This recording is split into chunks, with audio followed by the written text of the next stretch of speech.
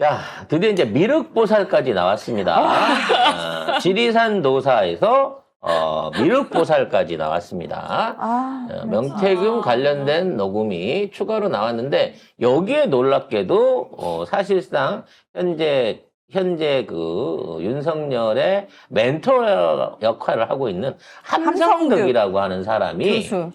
나오게 됩니다. 함성득 교수가 이 함성득이 직책이 없으면서 사실상 윤석열 정권 안에서 어떤 정무적인 역할을 한 게 아닌가 의심 가는 내용들이 나왔는데 이 함성득이 결국은 명태균의 조종을 받아가지고 저거를 했다는 거예요. 그래서 이 함성득과 함께 이제 3대 국짐 안에서 당권이라든지 대통령하고 친하다고 의심되는 사람이 있지 않습니까? 진중권이 있고, 그 다음에,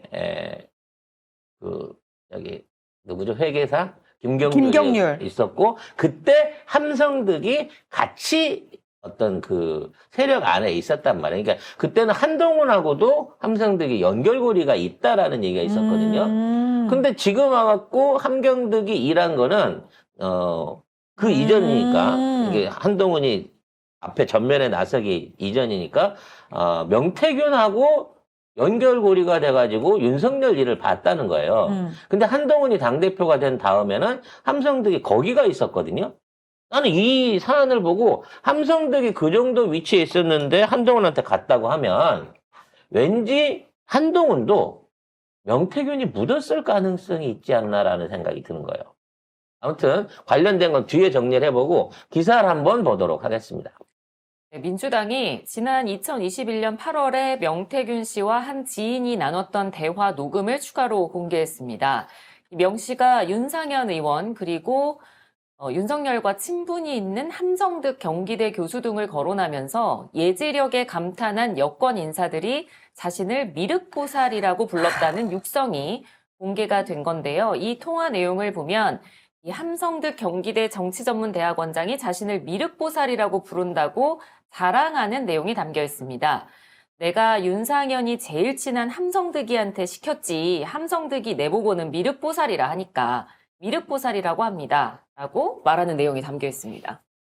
미륵의 진정한 의미를 먼저 좀 얘기를 하고 싶습니다. 공부 좀 해. 네. 공부 좀 하라고, 시발로만. 아무데나 입을 씨부리지 말고. 이것들아, 아주 성의가 없어, 이것들은! 왜냐면 그 꼭 사이비 종교하는 애들이 자기 자신을 얘기를 할 때 현신한 미륵이라고 얘기를 하지. 맞아. 네. 이런 얘기 많이 들어봤어요. 뭐 3,000년 후에 온다, 5,000년 후에 온다, 뭐 여러 가지 얘기가 있습니다만 왜 미륵이라고 하느냐? 미륵은 쉽게 말해서 현신해갖고 현신이요? 네, 사람이 돼갖고 사람의 형태를 띠고 인간계에 내려온다는 거예요.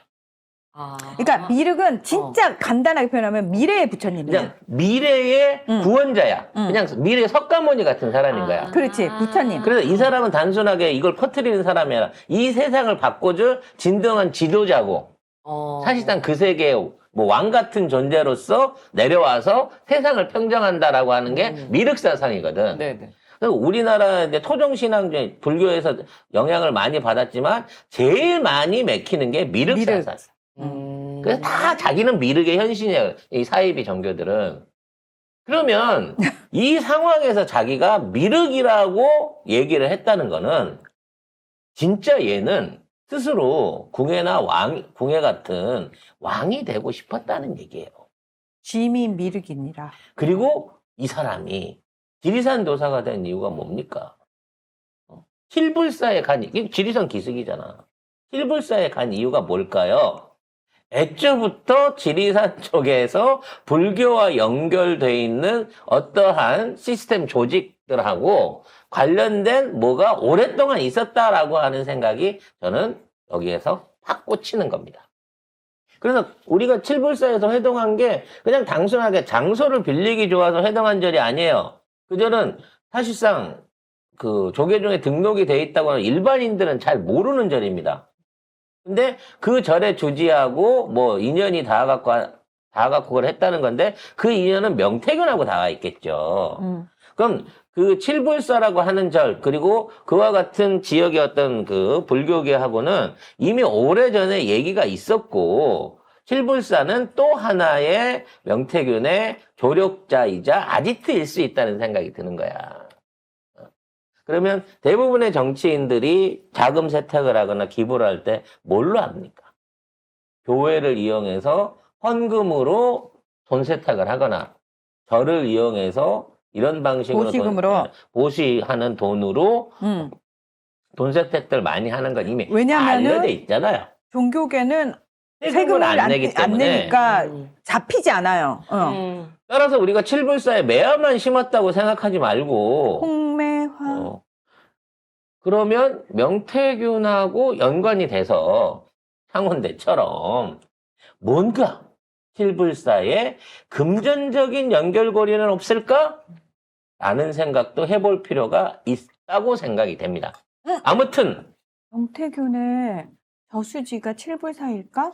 명태균의 숨은 아버지 묘소가 칠불사일까? 칠불사일 수도 있지 않나? 아버지 나는 산소라는 게 음. 암호라고 저희가 얘기했는데 혹시 칠불사? 칠불사에 매화만 묻은 게 아니라 USB도 묻혀 있을 가능성이 있다라는 생각이 제가 이거 알려주면 안 되는 거 아니야?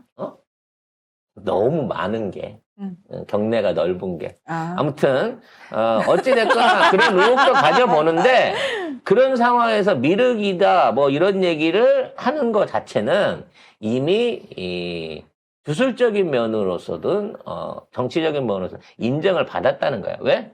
이 사람이 나의 예지력에 정치인들이 감탄을 했다라고 말을 하는 거잖아요. 근데 이거는 사실 예지력이 아닙니다. 전에도 얘기했지만 윤석열이나 인물을 직접 특정하지는 않아도 이런 방식으로 정권을 창출하고 개헌을 하고 2년 반짜리 정부를 만들어가지고 이걸로 해갖고 나중에 내가 원하는 사람을 심어서 장기적으로 권력을 독점한다라고 하는 시나리오가 있었다고 했잖아요. 그 시나리오를 들고 이걸 누구한테 팔까라고 흔들고 다녔어.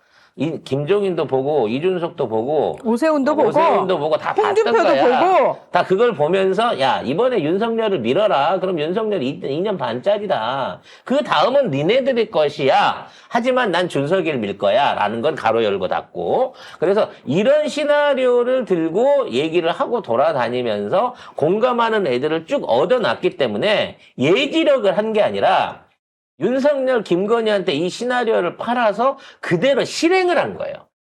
그 권력을 빌붙어가지고. 예지를 한 게 아니라 계획표대로 진행을 한 건데 사람들한테 미리 얘기를 해준 거지. 앞으로 당대표는 어떻게 될 거야. 지선은 어떻게 갈 거야. 후보 공천이나 뭐 이런 건 어떻게 할 거야를 얘기를 하는데 그때 듣기에는 이거 시골에서 올라온 얘가 뭘 한다고 이런 소리를 하지? 이거 허스름하게 입고 있는데 근데 그대로 떨어져. 그러니까 짐은 미륵이니라 이게 통하는 거예요. 전체 그림 자체를 명태균이 만들었잖아요. 그림 자체를 이 사람이 그려가지고 그 그림에 맞게 사람들을 짜모은 거 아니야. 그래 놓고는 이 사람들한테는 이 전체 그림에 대한 얘기를 쭉 해줘. 그러면은 이 사람들 입장에서는 본인은 그 전체 그림의 한 말인 줄도 모르고. 그러니까 지가 이렇게 지가 만들어낸 일인지를 모르는 거야. 거지. 자기가 그렇게 말로 쓰였는데 그걸 모르고 미륵이십니다. 멍충이 세상 멍충이. 그래서 그런 미륵 행세를 하기 위해서 머리도 짧게 깎아야 되는 거고요. 옷도 허름하게 입어줘야 되는 거예요. 미륵이 포마드 발라서 투블록으로 쫙 올리고 이렇게 양복에 넥타이 매잖아. 미륵 같지 않아. 근데 아무것도 없고 잠바떼기에 머리도 깎고 머리도 짧게 깎고 인상이 인상이 저렇지 싶은데 돌이켜놓고 보면 미륵의 현신이다. 이런 사기극이 가능하다는 거지. 저는 사실 그 명태균의 외양을 보고 있으면 자꾸 예전에 2002년도였는데 나쁜 남자라는 영화가 있어요. 네, 조재현이 진짜 쓰레기 나쁜 새끼로 나오는 영화가 있는데 저는 거기서 조재현이랑 되게 오버랩이 돼요. 하고 있는 거라든지 하는 짓거리가 똑같아요. 아무튼 명태균은 이런 방식으로 굉장히 많은 정치인들을 가스라이팅 한 거예요. 그리고 그 가스라이팅의 종국에 지난 한 2년 동안 김건희하고 해왔던 그 종국에는 이제 앞으로 모든 권력의 향방이나 흐름은 명태균이 지정한 대로 간다라는 거지. 근데 문제는 김건희, 윤석열이가 2년 반만 하고 물러나라는 거를 절대 안 받아들이고 극구 반대를 하고 지랄을 하다가 결론은 이 황종화를 통해가지고 황종호를 통해가지고 황하영 사장 아들 황하영 사장 아들 얘를 통해가지고 디스를 해갖고 결국은 이 지방선거 이후에 준석이하고 얘를 동시에 다 털어낸 거예요. 그러니까 사실 모든 시나리오의 이제 마지막 단계 개헌 후 2.5년짜리 개헌 대통령으로 깔끔하게 정리를 해줘야 될 부분에서 어긋나 버리니까 명태균이 결과적으로는 이러한 상황을 만들 수밖에 없는 결과가 일어나지 않았나 싶은 거지. 자기 계획에 모든 소설을 시나리오대로 다 써갔는데 마지막 제일 중요한 결론에서 주인공이 깔끔하게 죽으면서 엔딩이 돼야 되는데 지가 살겠다고 시나리오를 개판으로 틀어버리니까 명태균 입장에서는 어떻게든 이런 방식으로라도 자기 몫을 찾기 위한 지금의 사태를 벌린 게 아닌가라는 거고, 이 시나리오 만약 이번 사태가 생겼을 때 모든 숨어있는 잠룡들이, 그러니까 2.5년에 이 정권이 끝나지 않아서 내 몫이라고 했던 애들이 이걸 갖다가 방조해버리고 이제 내가 되겠구나. 이 사태가 일어나면 내가 차기가 되겠구나 라는 착각에 빠져 있는 거예요. 다음은 나지라고 다 생각했는데 지금 나 아니었어? 나 아니었어 한 애들이 수두룩 빽빽한 거야. 그래서 아니 나한테는 나를 밀어준다고 했는데 그 수십 명한테 다 밀어준다 그랬어. 심지어 차차기까지 팔아먹었을 거야. 4년 중임제 같은 걸로. 글쎄요, 그런 식으로 사람들 뒤통수 치고 다녔어? 아니, 난 절대 안 그랬어. 진짜?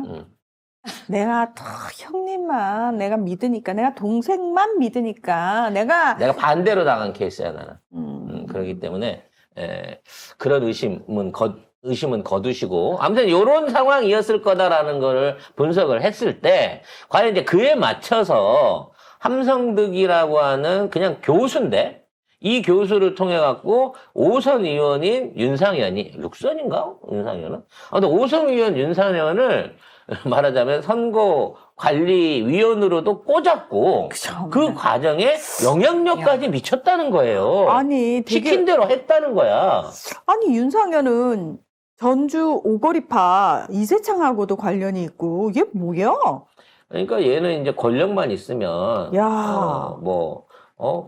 여기 마누라도 갈아타고 제가도 하는 놈이잖아요. 하긴 그러네요. 두 가지 사위하다가 바로 권력 떨어지니까 이혼하고 다른 데로 튀었던 애 아니에요. 그러니까 할 수만 있다고 치면 누구라도 손을 잡을 수 있는 정말 냉정한 이거 정치 감각이라 해야 되나, 생존 본능이라 그래야 되나. 아무튼 이걸 갖고 있는 사람이기 때문에 그 당시에 이미 윤상현은 사기 실세는 김건희고 그 뒷조정을 하는 거는 명태균이구나라고 하는 것들을 인식하고 있었을 거야. 그래놓고 걔가 시키는 대로 결과적으로 다 해줘놓고 나는 그 사람 몰라요. 나랑은 연관 없어요라고 주장을 하고 있는 거지. 근데 여기에 보면 함성득이 미륵이라고 얘기를 했다는 얘기는 이미 오래전부터 그쪽 그룹들하고 교류가 있었다는 얘기고, 이 함성득을 내세워가지고 윤상현을 조종할 수 있을 만큼 윤상현의 윤상현의 지위는 형편없었다는 거야. 자기가 안 꽂아줬으면 저 사람은 저 자리에 갈 사람이 아니라는 거지. 그래서 결론적으로 말하면 대통령 선거가 끝나고 준비되는 이 과정에서부터 이미 명태균의 시나리오에 흠뻑 빠진 김건희는 사실상의 모든 정권을 다 맡기고 명태균한테 맡기고 전략의 방향, 미래 전략에 대한 방향을 수립하게 했고, 명태균은 이걸 휘두르면서 점점 다단계처럼 자신을 믿을 수밖에 없는 밑에 하부 여당 조직들을 끌어모았다는 얘기예요. 그러니까 지금 있는 그 여당 의원들이나 그 당시 어찌됐거나 윤석열 편이던 친윤파들 중에 명태균을 몰라요 하는 놈은 사실은 명태균이 낙점을 안 하고 너 관상이 나빠 이 새끼야 뭐 이런 것 때문에 낙점을 안 해서 손을 안 뻗은 사람일 뿐이지 친윤파로 거론돼 있던 거의 모든 사람 이번에 한동훈까지 합쳐가지고 이 모든 사람들은 명태균의 영향력 안에 있을 가능성이 크다는 거지. 그래서 명태균 리스트를 까게 되다 보면 한동훈은 뭐 멀쩡할 것이다. 유승민은 멀쩡할 것이다. 뭐 이런 얘기가 나오는데 내가 보기에는 한 번이라도 친윤이라고 엮여졌던 사람들은 전부 다 명태균하고 연결고리가 있을 것이다라고 보는 게 저는 맞다고 봅니다. 즉, 이 사람의 영향력이 어마어마한 수준이다라는 부분을 우리가 예상을 할 수 있다는 거죠. 그래서 지금 명태균은 검찰 조사를 앞두고 있습니다. 관련해가지고 여러 번 말을 바꿨어요. 가장 최근에 들었던 게 이제 아버지 묘소에서 핸드폰을 파하다가 싹 불태워버리겠다라고 얘기를 했는데 변호사를 선임하고 난 이후에는 불태웠다는 얘기는 홧김에 한 얘기였다라고 또 말을 바꿨어요.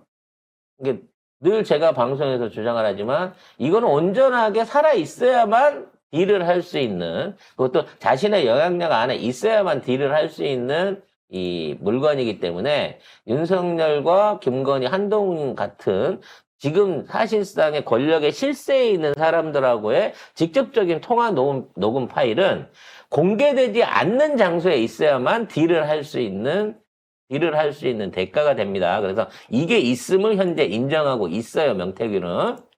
자, 이 상황에서 이건 약간 조금 삘인데 명태균의 마음이 편안해졌어요. 오늘 편안하시군요. 어저께보다 훨씬 명태균의 마음이 오늘 편안해졌어요. 정말 미치겠. 작가님 마음이 편안하신 거예요? 아니면 명태균의 마음이 평안하기 때문에 제가 그 친구의 평안함이 지금 느껴지세요? 네. 그러면 그동안에 혼란스러웠던 갈등, 민주당을 갈까? 아니면 김건희를 믿을까? 요거에 관련돼서 뭔가 한쪽으로 방향을 정했다는 거예요. 근데 어느 방향인지는 솔직히 지금은 그것까지는 모르겠는데 지금 명태균은 마음을 굳혔다는 거죠. 그래서 참 예상하기가 어려운데 일단 이제 내일 윤석열이 뭔가 대국민 사과를 한다고 하는 예상들이 있습니다. 과연 이제 사과를 할지 안 할지는 모르겠는데 아무튼 뭐 사과한다는 예상이 있고 그 다음 날에 검찰 조사를 받으러 가겠다라고 얘기를 하고 있는 건데 만일에 거기에서 경찰이 갑자기 현장에서 구속을 집행을 한다고 치면 치명적인 걸 터뜨릴 준비를 맞춰놓고 있는 게 아닌가라는 생각이 들어요. 그러니까 남은 이틀 동안 그 파일들을 어디에 숨겨놨는지 요거를 검찰이 못 찾아낸다고 하면 조사를 받으러 가더라도 명태균은 무사히 풀려나올 겁니다. 근데 그 파일이 어디 있는지를 검찰이 확인하게 되면 못 나와요? 명태균은 못 나오게 되는 거죠. 그래서 저는 이제 내일 윤석열이 할 어떤 대국민 담화보다 8일 명태균이 검찰 조사를 받으러 갔다가 무사하게 나올 수 있느냐 없느냐 이게 앞으로 더 중요한 관건이 될 것이라고 생각합니다.